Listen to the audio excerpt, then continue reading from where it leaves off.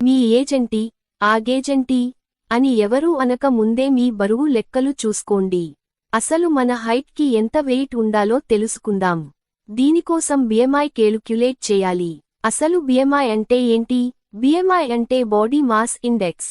BMI is equal to weight by height square. ఈ formula ఉపయోగించే ముందు తెలుసుకోవాల్సిన ముఖ్య విషయం, బరువు కేజీల్లోనూ హైట్ని మీటర్లలో తీసుకోవాలి. ఒకవేళ మీకు అడుగుల్లో తెలిస్తే 0.305తో గణించండి.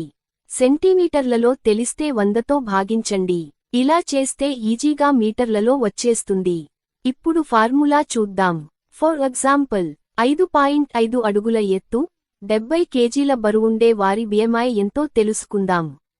ముందుగా హైట్ని మీటర్లలో మార్చుకోవాలి.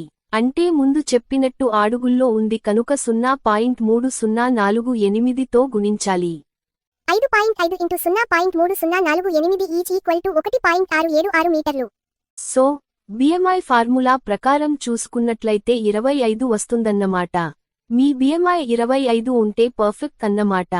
18.5 నుండి 25 మధ్యలో ఉంటే నార్మల్, పర్లేదు. 25 నుండి 30 ఉంటే ఓవర్ వెయిట్. 18.5 కంటే తక్కువున్నా, 30 కంటే ఎక్కువున్నా డేంజర్ బెల్. అంటే మీ బాడీ గురించి మీరు కేర్ తీసుకోవాలన్నమాట. మీకు అర్థమైందనుకుంటాను. అయినా మనలో మన మాట.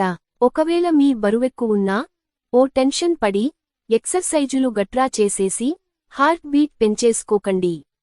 నచ్చినవి తినండి, తాగండి, లైఫ్ని ఎంజాయ్ చెయ్యండి. ఈ భూమ్మీద ఎవ్వడు శాశ్వతం కాదు. అందరూ పోయేవాళ్లే. మళ్ళీ ఎలాగూ పుడతాం. ఓ 2-3 కేజీలుంటాం. అప్పుడు ముందు నుండే ప్లాన్ చేసుకోవచ్చు. ఏమంటారు? బాలేదా? ఓకే, మీ ఇష్టం.